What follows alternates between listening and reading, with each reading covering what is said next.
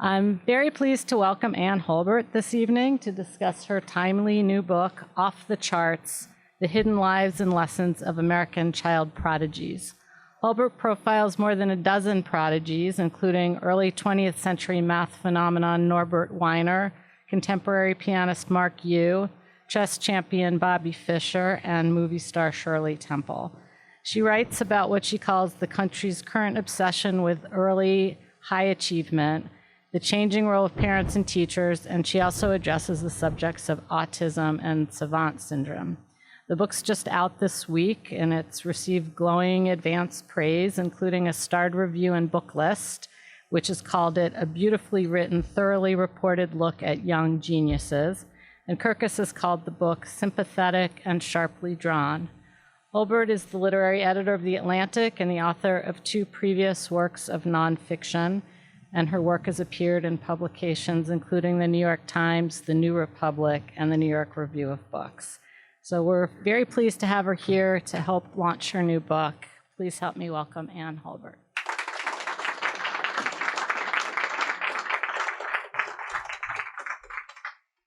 Thank you very much, Susan. Is that sounding right? And louder. Thank you very much, everyone, for coming tonight. I know mine is not the most timely book out there right now, so I'm glad to have you here. I thought I would tell you how I got interested in writing the book and tell you a little bit about the goals I had in writing the book, and then give you a sense of the stories that I tell in the book. So I found that a lot of people ask me whether I have a personal reason for writing this book, suggesting that perhaps I was a prodigy or maybe my children were prodigies. And there are enough people here who know me to know that the answer to the first question is no, I was not a prodigy. But I did, as a middle schooler, go to a very new and experimental school that was dedicated to the notion of nurturing the brilliance of children in as sort of unusual ways as possible. Age, according to the philosophy of the school, was no indicator of what class you should be in. Ability would direct you to where you belonged. When I was 11 and was in my math class, a kindergartner was the star. And the whole ethos was you speed ahead at whatever pace you are suited to speed ahead at.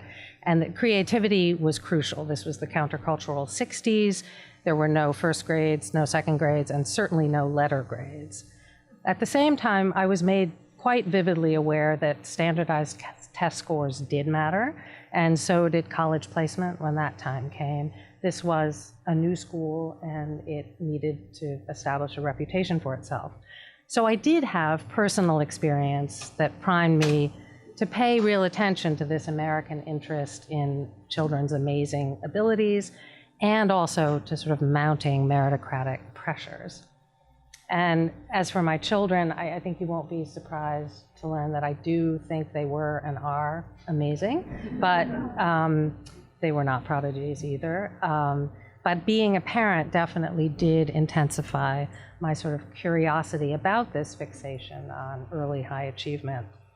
And you've probably heard these phrases: the rugrat race, the organization kid, the overscheduled child, the hurried child, the race to nowhere. All of these phrases were circulating when I was raising my children, sort of indicators of this ethos of high achievement.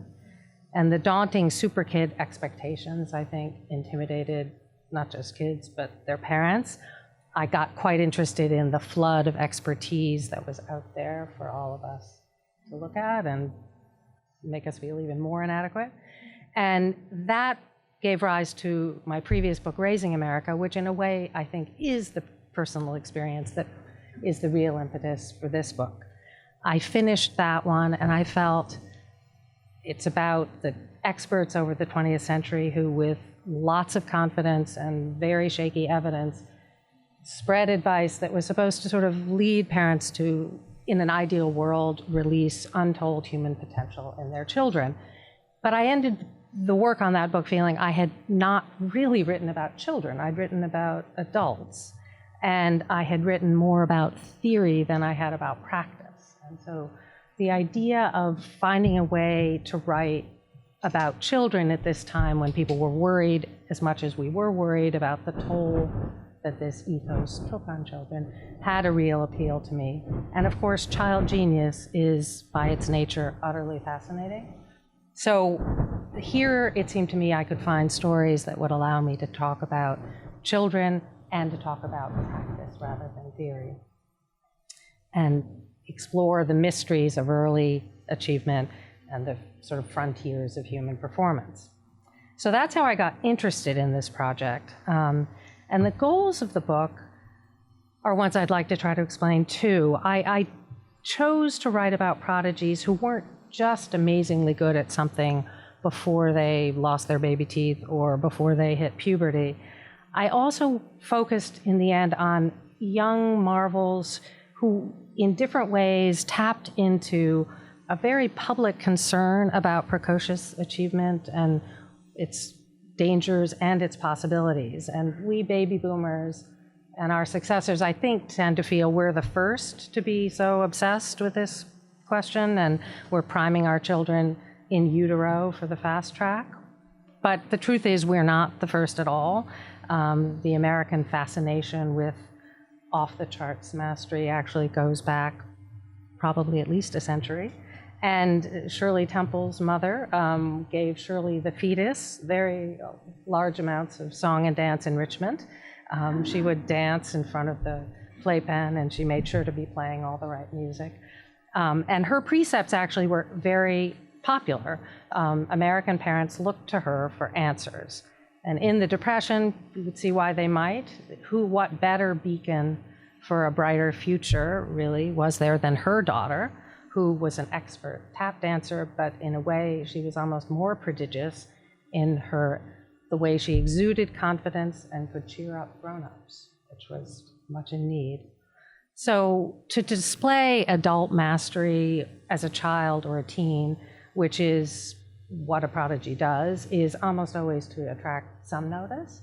But different talents, as I think Shirley suggests, and as of the other prodigies I ended up looking into, also left me feeling actually end up attracting heightened interest in different periods. They invite scrutiny as models for the rest of us, and they end up stirring up debates.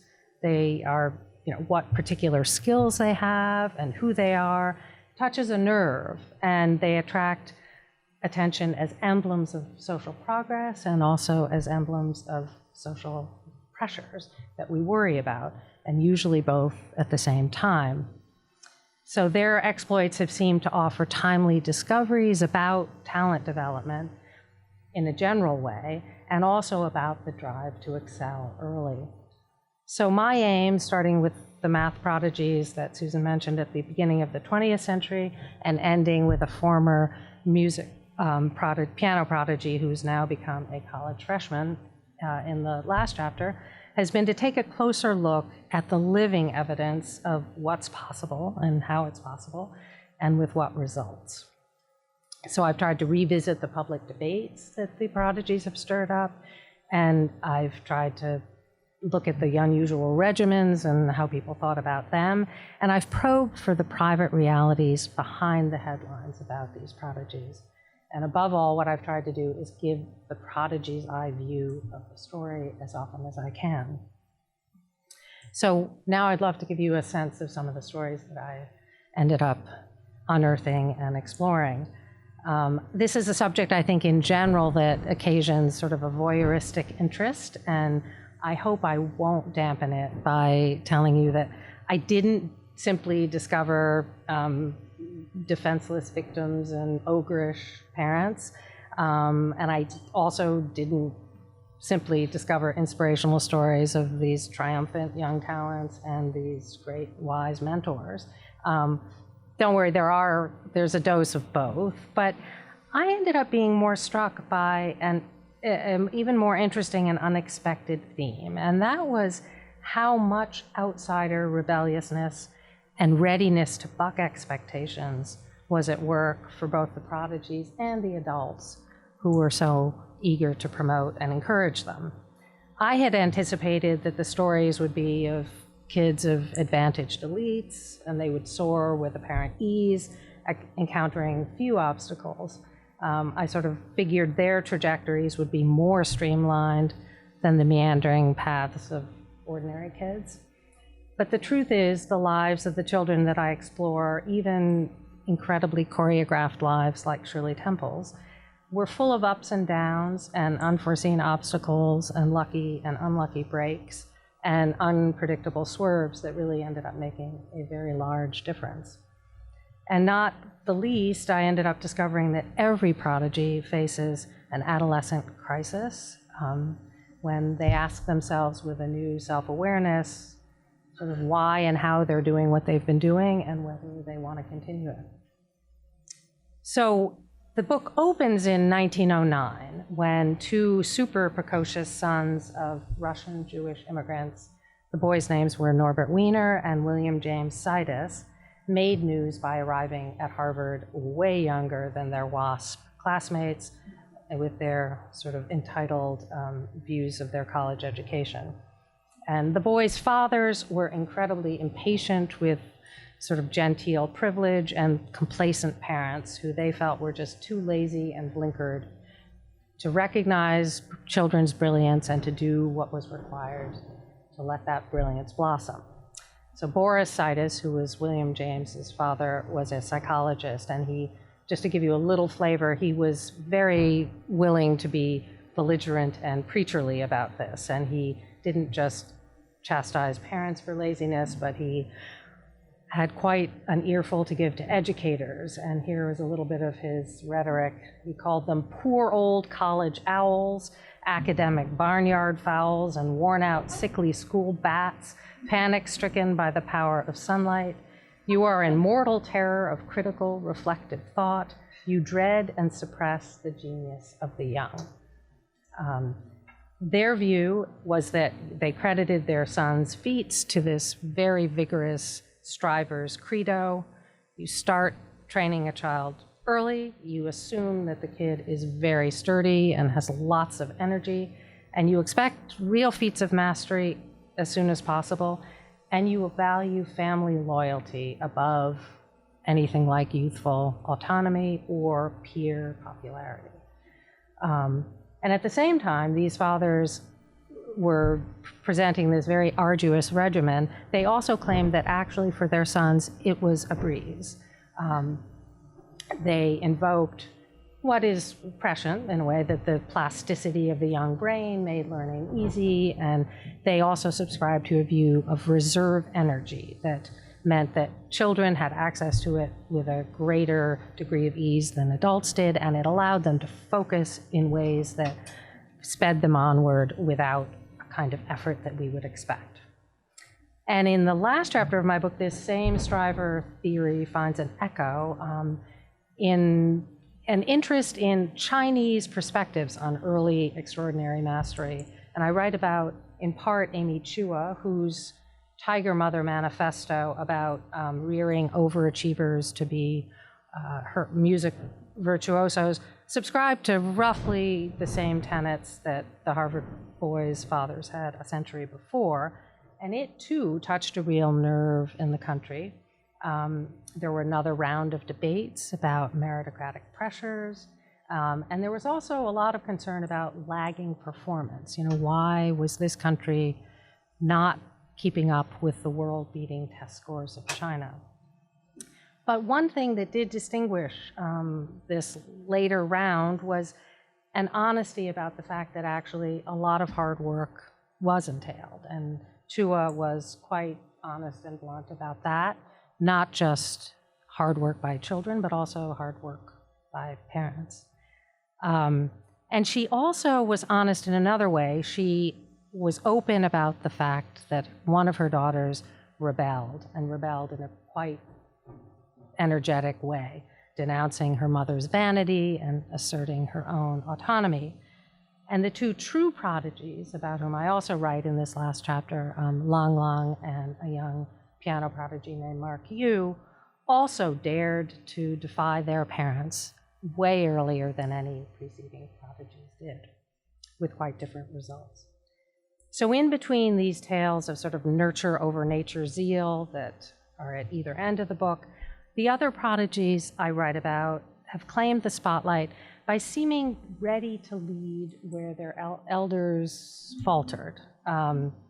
So in the war-weary 1920s, there was a sort of epidemic, that was the word the media used, of fascination with young female creative genius.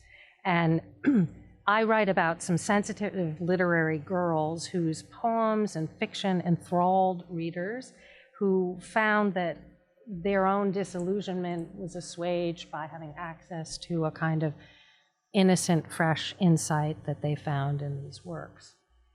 And Barbara Follett, whose novel called The House Without Windows came out in 1927, shortly before she turned 13, got responses like this from an esteemed critic named Howard Munford Jones. He wrote, "She writes as though she were living in that serene abode where the eternal are." And that was kind of the spirit of a lot of the reception of them. And in post-war America, Bobby Fischer got a very different reception and created a very different impression, not at all of youthful serenity. Just after the launch of Sputnik at 14, he was the youngest US chess champion. And this was a game that was dominated by the Russians until then. This was the height of the Cold War.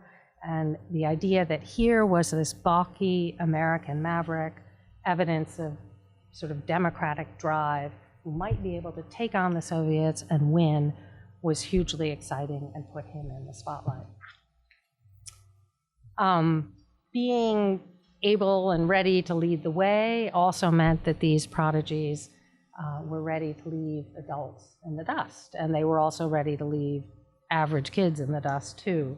So it's probably not a surprise that the emblematic prodigies I end up writing about have inspired a lot of ambivalence, along with the admiration and the ambition that they also have stirred up. What's the price for speeding children onward so fast? Critics back at the turn of the 20th century were pretty sure those Russian fathers were way too bossy. And when their sons were old enough to get the nerve up to write about their experience themselves, they agreed. And maybe those literary girls really weren't quite so innocent after all, was a feeling that was quite widespread. Some of the work of Natalia Crane, who was a poet, whose first collection, which came out when she was 11, got a lot of attention, suggested that she might understand more about sex than an audience thought, at that time thought an 11-year-old would. And that spurred all kinds of rumors that her poems really weren't her own work. Bobby Fischer's defiant monomania, impressive and sort of, upstart, energetic though it seemed, also stirred a lot of worry while he was a kid, long before he was an adult. And alongside these shifting public debates about what Prodigy's talents might and training might actually have to teach America, there have also been personal questions that have remained the same sort of through each period. Will extraordinary kids zoom onward to creative greatness, as some grown-ups have hoped, of course, that they would and claimed that they would? Or will they burn out, deprived of a normal childhood? The simple answer, of course, is that paths diverge, and sometimes they diverge very starkly. To go back to those Harvard boys, one of them decided he wanted to do his best to disappear and led a reclusive adult life, and the other, Norbert Weiner, went on to found the field of cybernetics. The wise answer, which I found highlighted in stories that I explored about prodigious autistic savants, is that maybe these questions miss the point, that a fulfilled childhood, never mind what happens in the future, is really the point and the thing to keep in mind. And the prodigies who have probably put, I think, the biggest stamp on our times, the brilliant boys who fell in love with computers in the 70s and 80s, also probably have done the most to shake up adult confidence that we adults know where super talented trajectories are headed in the future. From the start, these prodigies didn't just match adult mastery and meet exalted expectations. They were out in front, exploring new frontiers that adults knew very little about, and they were being their own bosses, and they were doing things their own way. They were learning more from peers than they did from their elders. The math teacher who introduced Bill Gates and his high school friends in Seattle to a computer hookup in the early 1970s, he said, "I knew more than he did for the first day, but only for the first day." And also out on the West Coast, Steve Jobs got guidance from the engineer dads in his neighborhood, and he loved the Hewlett-Packard Explorer Club, but what he really loved was fooling around with friends, and often fooling around in ways that confounded adults. That's what counted most. That didn't mean that on the East Coast, another person very interested in early talent was discouraged from sticking to the old, more conventional notion that institutions could guide youthful talent. A psychologist named Julian Stanley, about whom I write, at Johns Hopkins, decided that he would inaugurate a very ambitious talent search. And he would identify middle schoolers who were really good at math by giving them an SAT test meant for a 12th grader. He was confident that the key for such children was going to be to quickly accumulate as many academic degrees as they could. So he launched accelerated classes. He urged the highest scoring among the talent search entrants to go and enroll early in college, which a lot of them did. What he didn't predict was that the fascination with computers would actually propel a lot of these very math-minded youthful talents out of the ivory tower. Young Steve Jobs wasn't interested in applying to Stanford. He thought that's where people went if they already knew what they wanted to do, and he proudly didn't know what he wanted to do and felt that was important. He went to Reed, freer form place, and he didn't even last long there. Gates and Zuckerberg, of course, did not graduate from Harvard. So these young upstarts rattled their elders. They bucked expectations that there was a streamlined, detour-free route to mature distinction or to genius. At the same time, they definitely made use of a meritocratic push to spot and to spur on early talent that was going on then, and they made the most of new resources. 20 years younger than the Gates and Jobs generation, Sergey Brin was a beneficiary in the late 80s of Johns Hopkins summer program, which was now at that point thriving thanks to Julian Stanley's efforts. He too had a precocious, accelerated college career, but then he too failed on the academic front. And his message was, as he put it, the more you stumble around, the more likely you are to stumble across something valuable. So the conclusion I've drawn in the course of these years of researching these prodigies and sort of getting to know them and their families and their fortunes is that it's the opposite of a tidy one, which I guess also makes sense, having written about experts whose tidy answers rarely seem to be the helpful ones.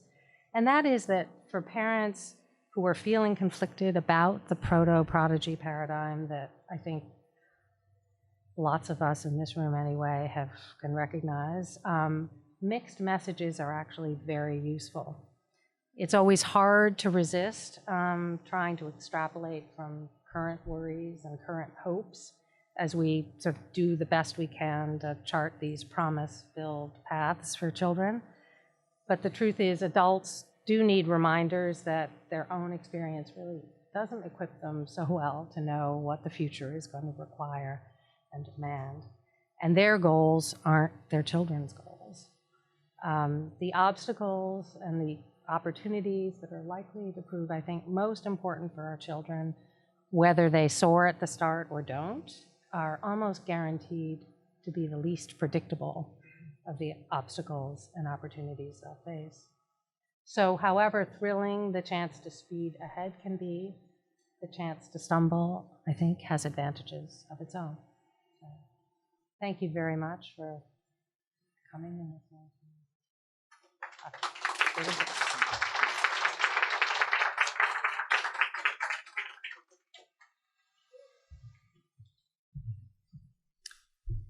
Any questions would be welcome. I'll break the ice. Right. I'm fascinated by the school you went to, and I'm wondering if it's still there and if I still have the philosophy of move forward at whatever pace you are. Yes, it still exists, and yes, that philosophy still guides it. I think it is a good example of the ways in which our meritocratic ethos tends to dominate. It is also a school that is extremely well known for getting its children into all the best schools, and that inevitably leaves a mark. Though it is a really interesting place that manages to balance a sort of creative, open approach with a results-oriented approach, I think I would have to say. First of all, you answered most of her question, but you didn't tell us what the school was. You would like to know that. It's called St. Anne's, and it is a school in Brooklyn, New York. Thank you. The question I had was, my impression had been, you mentioned prodigies in the arts. My impression had been that chess, math, and music were heavily dominant as the fields in which one found prodigies. Is that not the case? That is definitely the case. In general, rule-bound fields are the ones in which children who are young and haven't experienced much of the world tend to excel. And I would say my definition of prodigies in this book is pretty loose. That is, I think in the case, for example, of Barbara Follett's novel, which is an amazing production for a 13-year-old, and actually she wrote it when she was more like 11, you probably would not read this book and think it was written by an adult, which in the strictest sense is what you might say about prodigies. They are able to do something at an adult level while they are children, and it is usually, you're right, domains that are very dependent on rules that can be mastered by those who don't have experience about the world. Thank you. Yes. Thanks for your presentation. So my question is about the context of prodigy. Whether you wrote about them or not, did you come across any prodigies that were raised in rural areas? Barbara Follett, who is one of the literary girls I write about, was raised in several small towns outside major cities. Her father, though, taught at universities, so I think it's probably not quite what you're thinking, though she was homeschooled. She lived a life of sort of the child in nature. She would do her writing on her typewriter, which was the key to her regimen, was everything got typed, and she learned to type when she was 4. The rest of her days were spent finding tadpoles in the river. She painted pictures of butterflies. She invented new butterflies. She had an adult friend whom she corresponded with about the butterflies. She lived a very rural life, but I'm not quite sure that's what you meant when you asked the question, but. Okay, from your analysis of child prodigies, what advice would you give to any parent who's trying to raise a child prodigy from burning out during their adolescent and adult years? I think that one of the keys is being sure, which is not so easy, all along the way that the child is in the driver's seat, which I think with some prodigies is actually quite hard to tell, that the obsessive drive does seem to be absolutely child-driven, but it quite quickly can mesh with a real focus of the parent on encouraging that to the exclusion of all else. And I think maintaining a sense that the child is the one who is continuing to pursue whatever that talent may be, is a real help for a child to then arrive at adolescence feeling that they have a sense of autonomy and a sense that this talent they've developed is one that is theirs, not some idea cultivated in some way by someone else. Okay. I have a second question. There's a saying by Albert Einstein, imagination is more important than knowledge. What do you think of that? I definitely think yeah, that in the real world, like applying to the real world, once like you're done with your education. Yeah. I mean, I do think that one of the things you discover learning about prodigies is how much even the most talented musician or writer or chess player or mathematician, how much work is entailed in doing whatever that is at the highest level. And I do think that if that can end up steering a child away from the freedom to explore, the freedom to exercise an imagination and pursue things that curiosity impels them to pursue at the same time, I think that can prove to be a problem. Hi. I had two questions. One is, did you find a lot of overlap between sort of prodigies and immigrant culture? Because it sounds almost as though many of the people you were writing about came from an immigrant background. Yes, that's a really interesting point, and it is true. I think I would hesitate to extrapolate from my selection to say that this is true in general, but part of the outsider rebellious theme that I did find is how many of the prodigies I write about come from families who themselves, the parents too, are remarkable people who've come and made lives from nothing, with an energy and a focus and a sort of sense of possibility that are rare. And I do think that's definitely part of the story. Mm-hmm. And my second question, sorry, Paula, was I'm fascinated by the girl writers and how that's sort of anomalous in the landscape of prodigies for the reasons that you were saying earlier. And I wondered if there was another era or another set of girl writers or male writers, but young writers you came across, or whether that seemed to you sort of like an artifact of the era or where that came from. Yeah, I think one of the most interesting things about that group was how culturally determined it felt. There was a book that came out in 1919 in England by a young girl named, well, it actually had been written a decade and a half earlier by a young girl named Daisy Ashford that was published with a preface by J.M. Barrie, the author of Peter Pan, that was an enormous success. And there was a kind of contagion. It was published in this country. It was a huge hit. There were theatrical versions of it. And I do think it actually had a real influence. And suddenly everybody thought, oh, young kids can do this. I also think the fact that the typewriter at that point had actually been the front strike typewriter had become very popular, and it was one that a little hand can actually push the keys on. And it's hard to write if you're, when you're young, but quite early, these girls were very good typists, which I think made a big difference. Interestingly, sort of as they emerged, there were a bunch of boy writers too. They were not writing fiction though, they were doing sort of exploring books. So they would go on trips and then come back and write My Trip to Greenland. And the son of a publisher in New York, Putnam's, ended up setting a sort of trend. But he was not the only one either. There was a kind of interesting cultural contagion at that point. Well, it's a little bit related to that. I had two questions also. But one, I was going to ask about gender disparities in the people you looked at, in the kinds of things they were good at, but also the kinds of obstacles and maybe behaviors, if they had different trajectories that had anything to do with gender.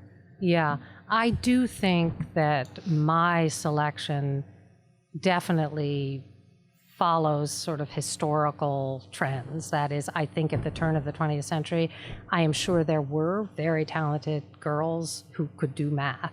No one was paying attention to them. And the other thing you learn about a prodigy is you do need to attend to a prodigy to have a prodigy. It's not, they don't simply bloom untended. So, and I think that's true as we're seeing of chess now. There now are girls who are incredibly good at chess, but there weren't. And as I was saying about the literary girls, I'd be tempted to say that that was a very gendered. Certainly the response to them was extremely gendered. This was, the period in which people were pretty anxious about flappers and they didn't know what to do with rebellious women, but here was a kind of small, manageable sort of rebellious woman, these little girls. So, but there were also these boys writing. So I think I would not be ready to say there is sort of a nature obstacle to girls being prodigies in the realms that are most associated with prodigyhood, which tend to have been dominated by males so far. Thank you. Yeah. My other question was about, I don't know if you'd say disorders. I noticed in your index you mentioned Asperger's, and I wondered how many of the prodigies you studied had, say, I think of a lot of math and science prodigies as being people who must have very obsessive minds. So I wondered if you came across a lot of examples of people who had severe anxiety problems or people who are on the autism spectrum. Or I do. I have a chapter about autistic savants, and it is certainly true that the phenomenon of savantism is associated with pretty strongly with autism, which is not to say most autistic people are savants, but among savants, and a surprising proportion of them do seem to be autistic. I think there is an argument that people who study autism have made, and people who've studied extreme talent have made too, that many of the qualities that are associated with the one are associated with the other.